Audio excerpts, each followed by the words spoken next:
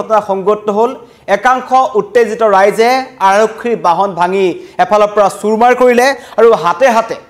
হাতে লাঠি দা কুঠাৰ লৈ প্ৰায় 100ৰো অধিক জনতা ওলাই আহিল আৰু এই সকল লোকে আৰক্ষীৰ ওপৰত জপিয়াই পৰিল পৰিস্থিতি ইমানেই ভয়ংকৰ আছিল যে তালৈ যোৱা আৰক্ষী দুটা দলক এই উত্তেজিত ৰাইজে আবদ্ধ কৰি ৰাখে দৃশ্যাংশ আপোনালোকক দেখুৱাইছো পৰৱৰ্তী সময়ত মাছ নিশালৈকে সমগ্ৰ ঘটনা উত্তপ্ত হৈ পৰে আৰু এতিয়াও চেপা উত্তেজনা বিৰাজ কৰি আছে এয়া হৈছে পৰিস্থিতি হুজাই যেটো দিঘলবালি বুলি অঞ্চল আছে তাত একাংশ লোকক একাংশ লোক এ দেখিছে এইসকল হৈছে আদিবাসী জনগোষ্ঠীৰ লোক আদিবাসী লোক তেওঁলোকে হাতে লাঠি লৈ হঠাৎ আৰক্ষীক আক্ৰমণ কৰিলে আৰক্ষীৰ 3খনকৈ বাহন তেওঁলোকে ভাঙি চুৰমাৰ কৰিছে আৰু গোটেই সমগ্ৰ ঘটনাটো সেই অঞ্চলটোত থকা এখন বনাঞ্চলৰ মাটিক লৈ সংঘটিত হ'ল বনাঞ্চলৰ মাটিত একাংশই দীৰ্ঘদিনৰ পৰা তাত মাটি অবৈধ বালি খনন বা মাটি খনন চলাই আহিছিল আৰু এটা সিন্ডিকেট তাত সক্ৰিয় হৈ আছে আৰু তাতে থকা এজন বিজেছ নামৰ এজন ব্যক্তিয়ে কালি এখন এক্সকেভেটৰ সেই অঞ্চলটোত হুমুৱাইছিল আৰু সেই এক্সকেভেটৰখনৰ জৰিয়তে তেওঁ তাত মাটি কাটি আছিল আৰু সেই খবৰ লাভ কৰিছিল তাত থকা এয়া হৈছে আৰক্ষীৰ বাহনৰ অৱস্থা এইদৰে আৰক্ষীৰ বাহন ভাঙি পেলালে আৰু সেই খবৰ লাভ কৰাৰ পাছতেই একাংশ স্থানীয় ৰাইজে প্ৰথমতে সেই এক্সকেভেটৰখন তাত আবদ্ধ কৰে লগতে এক্সকেভেটৰ চালকজনক বেয়াকৈ মাৰপিট কৰি তাত এটা খুঁটাত বান্ধি থৈছিল আৰু পৰৱৰ্তী পৰ্যায়ত সেই এক্সকেভেটৰখন ভাড়াত লোৱা বিজেছ নামৰ ব্যক্তিজনে হুজাই আৰক্ষী সেই সমগ্ৰ ঘটনাটো জনাইছিল যে আমাৰ এখন বাহন আদিবাসী এটা এলেকাত এদৰে আবদ্ধ কৰি ৰখা হৈছে আৰু তেওঁলোকক উদ্ধাৰ কৰিবলৈ গৈছিল হুজাই আৰক্ষী এটা দল যত মাত্ৰ 4-5 জন আৰক্ষী গৈছিল তেতিয়া কিন্তু সেই আৰক্ষী দলটোৰ ওপৰত জপিয়াই পৰিল এই গাঁওবাসী আৰু তেওঁলোকে কি কাৰণত আক্ৰমণ কৰিলে হেতু এতলৈকে সকলো ৰহস্যৰ আৱৰ্তত আছে কিন্তু ভয়ংকৰ পৰিস্থিতিৰ সৃষ্টি হ'ল আৰু আৰক্ষীৰ এগৰাকী মহিলা উপপৰিদৰ্শককো তেওঁলোকে আবদ্ধ কৰি ৰাখে পৰিস্থিতি ইমানেই ভয়ংকৰ যে জুনে জেনি পাইছিল তাকে আক্ৰমণ কৰিবলৈ ধৰিলে আৰু পৰৱৰ্তী পৰ্যায়ত পুনৰ এটা আৰক্ষী দল তাত উপস্থিত হ'ল সেই দলটোকো কিন্তু পুনৰ সেই স্থানীয় ৰাইজে আক্ৰমণ কৰিলে দৃশ্যাংশ আপোনালোকক দেখুৱাই আছো আৰু পৰৱৰ্তী পৰ্যায়ত আৰক্ষীয়ে লাঠি চাৰ্জ কৰিবলৈ বাধ্য হ'ল আৰু শেষত তাত CRPF বাহিনী মুতায়ন কৰা হয় আৰু মাছ নিশাৰলৈকে তাত যেটো শূন্যলৈ গুলিচালনা কৰিব লগা হ'ল পৰিস্থিতি শান্ত কৰিবৰ কাৰণে আৰু নিশাই তাত নগাঁও জিলা আৰক্ষী অধীক্ষক লগতে আইন শৃংখলাৰ IGP অখিলেশ সিং উপস্থিত হ'ল আৰু নগাঁও আৰক্ষী উপস্থিত হৈছে লগতে পশ্চিম কাৰ্বি আংলং জিলাৰ অতিৰিক্ত আৰক্ষী অধীক্ষকো হুজাই থানাত উপস্থিত হ'ল আৰু লগতে এই সমগ্ৰ মাৰপিটৰ ঘটনা সংঘটিত কৰা সন্দৰ্ভত মহিলা সহ 4 জন লোকক আটক কৰা হৈছে এয়া আছিল পৰিস্থিতি এইদৰে আৰক্ষী আক্ৰমণ কৰিছে স্থানীয় ৰাইজে আক্ৰমণ কৰিছে এটা ভয়ংকৰ পৰিস্থিতি একাংশ মহিলা ওলাই আহিছে কিন্তু সমগ্ৰ ঘটনাটোৰ আঁৰত আছে বনাঞ্চলৰ মাটি খনন কিমান দিনৰ পৰা চলি আছিল সেয়া অতি ৰহস্যজনক কথা কাৰণ স্থানীয় ৰাইজে অভিযোগ উত্থাপন কৰি আহিছিল যে এই যি দিঘলবালি বুলি অঞ্চল আছে হুজাই সেই দিঘলবালি অঞ্চলৰ কাষত একাংশ দুষ্ট চক্ৰই বা তাত থকা এই যি আদিবাসী লোকসকল আছে তেওঁলোকৰ একাংশ লোকেও কিন্তু তাত বালি খনন বা মাটি খনন কৰি আহিছে আৰু তাত বাহিৰৰ লোক গলে তেওঁলোকে বাধা প্ৰদান কৰে আৰু কালি দিনটোত হে এক্সকেভেটৰলৈ প্ৰৱেশ কৰাৰ কাৰণেই এজন লোকক তেওঁলোকে আক্ৰমণ কৰিছিল আৰু সেইজন লোকক উদ্ধাৰ কৰিবলৈ যোৱা আৰক্ষী প্ৰশাসনৰ ওপৰত জপিয়াই পৰিল একাংশ আদিবাসী লোক তাত একাংশ বেংগলী সম্প্ৰদায়ৰ লোকো আছে কিন্তু শূন্যলৈ গুলি ফুটাই মাছ নিশা এক্সকেভেটৰ চালক আৰু মহিলা SI গৰাকীক উদ্ধাৰ কৰিবলৈ সক্ষম হয় হুজাই আৰক্ষী এয়া হৈছে হুজাই পৰিস্থিতি আইন শৃংখলা পৰিস্থিতিৰ কথা কৈছো যত আৰক্ষী সুৰক্ষিত নহয় তেনেবোৰ অঞ্চলত সাধাৰণ ৰাইজৰ সুৰক্ষা কত তাক লৈ এটা ডাঙৰ প্ৰশ্ন এইদৰে বাজনিখা শ আৰক্ষী নিৰাপত্তা আৰক্ষী যোৱাৰ পাছতো কিন্তু সেই স্থানীয় যি দিঘলবালি অঞ্চলৰ ৰাইজ আছে তেওঁলোক যুদ্ধংদেহী হৈ আছিল তেওঁলোকে আক্ৰমণ কৰিবলৈ উদ্যত হৈ আছে এতিয়াও চেপা উত্তেজনাই বিৰাজ কৰিছে প্ৰশ্ন উত্থাপন হৈছে যে আৰক্ষীক আক্ৰমণ কৰিবলৈ অহা এই সকল লোকক উচতনি দিছিল কোনে কাৰণ এতিয়া ঘটনা সন্দৰ্ভত মহিলা সহ 4 জনক আটক কৰা হৈছে তেওঁলোকক জেৰা চলাই থকা হৈছে জেৰা অন্তত সকলো কথা পোহৰলৈ আহিব কিন্তু এই হুজাই এই অঞ্চলসমূহত যত অবৈধ মাটি খনন হৈছে বনাঞ্চলৰ মাটি খনন কৰি কোনে কোট কিমান দিনৰ পৰা বিক্ৰী কৰি আছে সকলো ঘটনাৰ তদন্ত কৰা হ'ব তদন্তত ওলাব কিন্তু ৰহস্যজনক কথা হুজাই আৰক্ষীক কেৰেপ নকৰা এই লোকসকলক কোনে উচৰাই দিছিল এইদৰে কেবাখনো আৰক্ষীৰ বাহন ভাঙি পেলোৱা হ'ল আৰক্ষীৰ বাহনত আৰু কেবাজনো আৰক্ষী বিষয়া প্ৰথমতে আহত হয় আৰু লাঠি চাৰ্জ কৰা হয় লাঠি চাৰ্জ কৰাৰ পাছতো পৰিস্থিতি শান্ত কৰিব নোৱাৰিলে আৰক্ষীয়ে মাইক যোগে ঘোষণা কৰা হ'ল আৰু পৰৱৰ্তী পৰ্যায়ত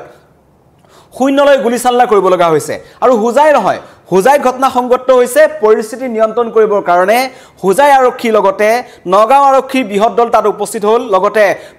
যি আমাৰ পশ্চিম কাৰ্বি আংলং আছে পশ্চিম কাৰ্বি আংলঙৰ একাংশ ৰাইজ উপস্থিত হৈছে এয়া হৈছে উত্তপ্ত পৰিস্থিতিৰ দৃশ্য যেটো 9 মান বজাত সংঘটিত হৈছিল আমাৰ যিজন স্থানীয় সাংবাদিক আছে তেওঁ প্ৰণৱ খবা জনোৱা মতে যে এই ধৰণৰ মহিলাসকল হাতে হাতে দা কুঠাৰলৈ ওলাই আহিছিল আৰু তেওঁলোকে যাকে পায় তাকে আক্ৰমণ কৰিবলৈ চেষ্টা কৰিছিল একাংশটো সাংবাদিককো আক্ৰমণ কৰিবলৈ চেষ্টা কৰিলে আৰক্ষীক প্ৰহাৰ কৰিলে খাকি পোছাকধাৰী তেওঁলোকে প্ৰহাৰ কৰিলে আৰক্ষীৰ বাহন এয়া CRPF বাহিনীৰ হাতত এদৰে বেন্ডেজ দেখা পোৱা গৈছে আৰু এই লোকসকলৰ খং এটা কথাতে উঠিলে যে তেওঁলোকে যিটো অঞ্চলত সিন্ডিকেট চলাই আছিল তেওঁলোকে যিসমূহ অঞ্চলত অবৈধ মাটি খনন চলাই আছিল তাত বাহিৰৰ পৰা যোৱা বিজনেছ নামৰ এজন ব্যক্তিয়ে তাত এস্কেভেটৰ সুমুৱাইছিল তাকে লৈ উত্তপ্ত পৰিস্থিতিৰ সৃষ্টি হয় তাৰ পাছৰ দৃশ্য এয়া এদৰে আৰক্ষী বাহন ভাঙি এফালৰ পৰা চুৰমাৰ কৰি পেলোৱা হ'ল হিলগুটি ইটা নিক্ষেপ কৰা হ'ল আৰু একাংশ মহিলায়ো ইয়াত হাত উজান দিছিলে এই সমগ্ৰ ঘটনা সন্দৰ্ভত আৰক্ষীৰ কিছুমান ভাষ্য আহিছে আৰক্ষীয়ে কেনেকৈ আটক কৰিলে সমগ্ৰ ঘটনাৰ তদন্ত কিদৰে চলাই নিছে আৰক্ষী মন্তব্য আপোনালোকক শুনাব বিচাৰিছো কেছটো আমি লৈ আছো আৰু চাৰিজনক এতিয়ালৈকে আটক কৰা আছে আৰু বাকীখিনি আমি এভিডেন্স কালেক্ট কৰি আছো ঘটনাৰ লগত জড়িত মানুহৰ ওপৰত আইনগত একশ্যন লোৱা হ'ব আৰু লেডিজ কেইজন জেন্টছ কেইজন এইখিনি ব্ৰেকআপ এতিয়াতো দিয়া নাযায় কিন্তু এতিয়ালৈকে চাৰিজন জেন্টছে ধৰা আছে আৰু বাকীখিনি তদন্তত কি ওলাব যে আমি এভিডেন্স ভিডিঅ' ফুটেজ এইখিনি চাই আছো তো যাৰ প্ৰতি প্ৰমাণ পোৱা যাব তেওঁলোকৰ ওপৰত একশ্যন লোৱা হ'ব আৰু তেওঁলোকে ছাৰ যিবোৰ বস্তু ব্যৱহাৰ কৰিছিলে আৰক্ষীক মাৰাৰ ক্ষেত্ৰত এইবিলাক চিজ কৰা হৈছে সেইখিনি চিজ কৰা হৈছে কি বস্তু ইতিমধ্যে জব্দ কৰা হৈছে এইখিনি ডিটেইল কাইলৈ আপোনালোকে পাই যাব যেতিয়া আমি কোৰ্টত কেছ এটা ৰুজু হৈছে ৰেজিষ্টাৰ হৈছে হৈ আছে পৰিস্থিতি ইমানে ভয়ংকৰ আছিল যে আমাৰ স্থানীয় সাংবাদিকে জনাইছে যিগৰাকী মহিলা আৰক্ষী উপপৰিদৰ্শক আছিল যিগৰাকী এসআই আছিল তেখেতকো আক্ৰমণ কৰিছে একাংশ মহিলাই একাংশ আদিবাসী মহিলাই সেই মহিলাগৰাকীকো আক্ৰমণ কৰিছে বান্ধি থৈছিল সেই মহিলা আৰক্ষী বিষয়াগৰাকীক পৰিস্থিতি ইমানে ভয়ংকৰ আছিল আৰু তেওঁৰ অৱস্থা এতিয়াও সংকটজনক লগতে যিজন এস্কেভেটৰ চালক আছিল তেওঁক ইমান বেয়াকৈ মাৰপিট কৰিলে যে এতিয়া তেখেতক মাজনিশা যি চিকিৎসালয়ত ভৰ্তি কৰা হৈছে তেখেতক উন্নত চিকিৎসাৰ কাৰণে হয়তো গুৱাহাটীলৈ প্ৰেৰণ কৰা হ'ব পৰিস্থিতি ইমানে ভয়ংকৰ হৈ পৰে এয়া হৈছে হোজাইৰ দৃশ্য আইন শৃংখলা পৰিস্থিতিৰ কথা যিখন ৰাজ্যত কৈ থকা হৈছে যে চৌদিশে শান্তি তাত এইদৰে বনাঞ্চলৰ মাটি খন্দাক লৈ পেলাই দুটা ফৈজামৰ সৃষ্টি হ'ল আক্ৰমণ কিন্তু সন্দেহ কৰা হৈছে যে এই আদিবাসী লোকসকলক কোনোবা এটা পক্ষই উচতাই দিছে আৰু আৰক্ষীক মাৰপিট কৰিবলৈ কোনোবা এটা পক্ষই তেওঁলোকক উচতনি দিছিল আৰু তাৰ পৰিপ্ৰেক্ষিততে এই সমগ্ৰ ঘটনাটো সংঘটিত হৈছে কিন্তু সিন্ডিকেট কোনে চলাই আছে সেইটো তদন্তত পোহৰলৈ আহিব লাগে সকলোৱে একেমুখে কৈছে কাৰণ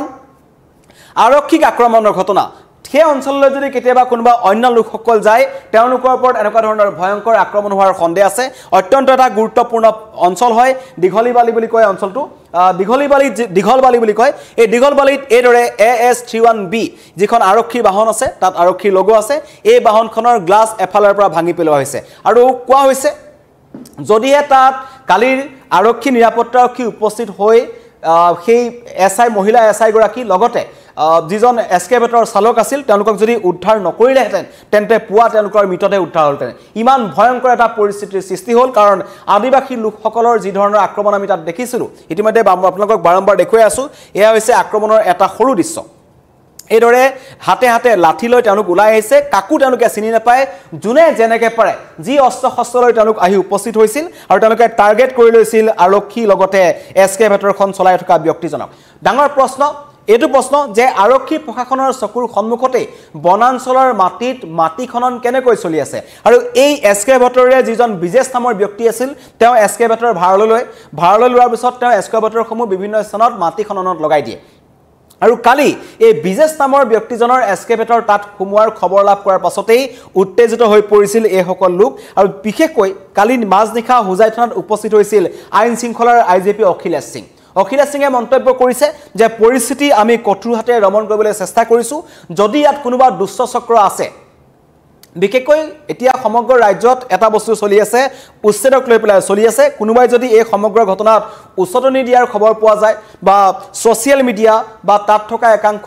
স্থানীয় লোকে এই যদি সমগ্ৰ ঘটনাটোক লৈ এটা বিষবাস্প বিয়পাইছে তেওঁলোকৰ বিৰুদ্ধে কঠোৰ ব্যৱস্থা গ্ৰহণ কৰা হ'ব আৰু তেওঁলোকক বিচাৰি থকা হৈছে এতিয়ালৈকে মাত্ৰ 4 জনক আটক কৰা হৈছে কিন্তু এই সমগ্ৰ ঘটনাটোত 100ৰো অধিক লোক জড়িত হৈ আছিল সিসিটিভি পৰীক্ষা কৰিছে সংবাদ মাধ্যমৰ যিবোৰ ভিডিও আছে সেই ভিডিওসমূহ চাই থকা হৈছে তাৰ ভিত্তিত কিন্তু প্ৰায় 50 জনৰো অধিক লোকক আজিৰ দিনটোৰ ভিতৰত ধৰিব কাৰণ আজি পুৱা হৈছে এতিয়া পুনৰ গাঁওখনত গৈ